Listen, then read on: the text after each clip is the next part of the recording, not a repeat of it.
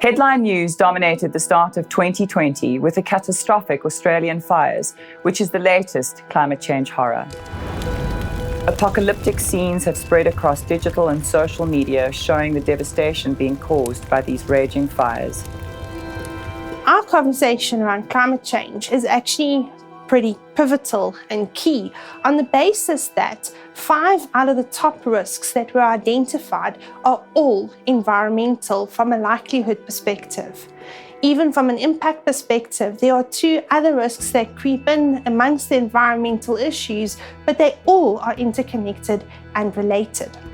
So what are the 5 key environmental risks that we are looking to face in 2020? Well, firstly, from a likelihood perspective, it is extreme weather.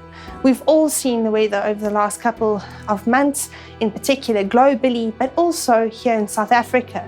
We have experienced a vast array of weather events in South Africa. The second one is our failure to act on climate change. And that is why it is crucial for us to have this conversation, to make our clients aware, to consider what we can do personally in our businesses and in our community, and in particular for our clients from a risk awareness and mitigation perspective. Each day, more evidence is starting to emerge, showing that climate action is causing extraordinary human suffering and environmental devastation. At our CPD training event, we focused on the critical need for climate action in the wake of extreme weather conditions that we continue to observe in the form of insurance claims within the industry.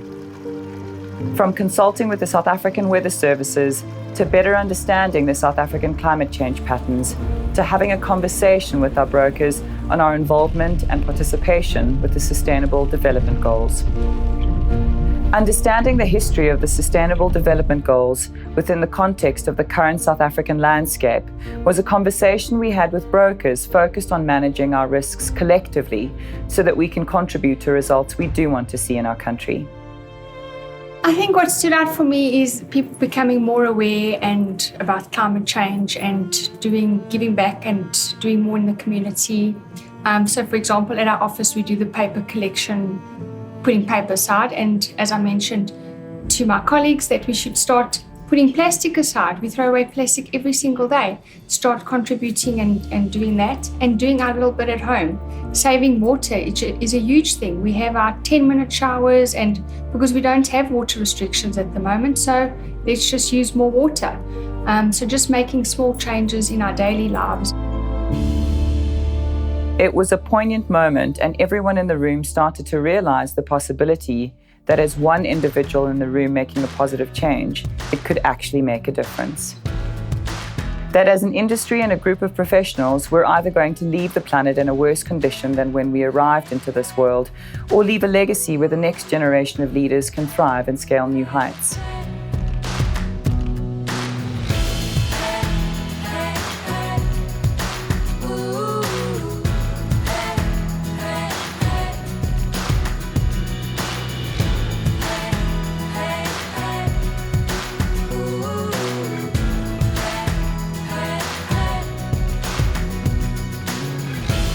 At MUA, we're passionate about approaching risk with a growth mindset and providing opportunities to learn and grow as partners that serve the needs of high net worth clients, important decision makers and leaders in our country.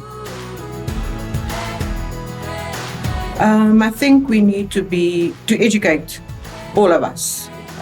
It needs to be more visible. A small little thing can become a big thing, and we can make a difference. I didn't think I can, but I actually can make a difference. On Wednesday morning, I think it was, I was driving along Douglas Road in Bryanston, and the taxi had broken down. And I thought, shame, I get in my car every morning, it's so easy, and I just get to work. And the taxi driver was standing there, and there were at least 10 or 12 people waiting and sitting on the pavement. And something just said to me, these people are also trying to get to work. Let's stop. I don't know what made me do that, but I wanted to do it. I knew I had a good feeling about this. And I stopped and I said, where are you guys going? So they said they're going to Nickelway. So I said, no problem at all. I can take 4 of you, 3 in the back and 1 in the front. But I said, don't all jump in my car, please, together. I said, because you know what, I can only manage to carry 4. I don't want to get into trouble. So they said to me, no problem. They then amongst themselves, and then the guy behind me stopped in a Prado. And he said, are you okay, ma'am? And I said to him, I'm absolutely fine. I said to him, but I'm just going to give these people a lift to Nickelway. He says, jump in. And so another 4 people then, and then a Kia Rio behind that also stopped. And all 12 people got to work. And they were all at Nickelway. Now, how difficult was that, just to be nice? We had a very specific objective. We wanted to educate our broker community on Sustainable Development Goal number 13, climate action. And what we uncovered and learned and witnessed today was that climate action is going to need so much more than just recycling and conserving water. It's going to need kindness, it's going to need collaboration, it's going to need thought, and it's going to need a whole lot of compassion. Today, we heard from Lindsay, our regional manager in Gauteng, to the broker relationship managers, as well as the broking community. And what was evident is that we need to educate South Africans more on the Sustainable Development Goals.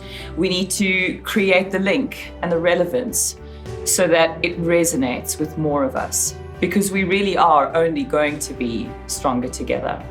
If we're going to shape our future and support the 2030 agenda, what we need to do is have a growth mindset so that together we can work to achieve the Sustainable Development Goals, not just for South Africa, but for the world.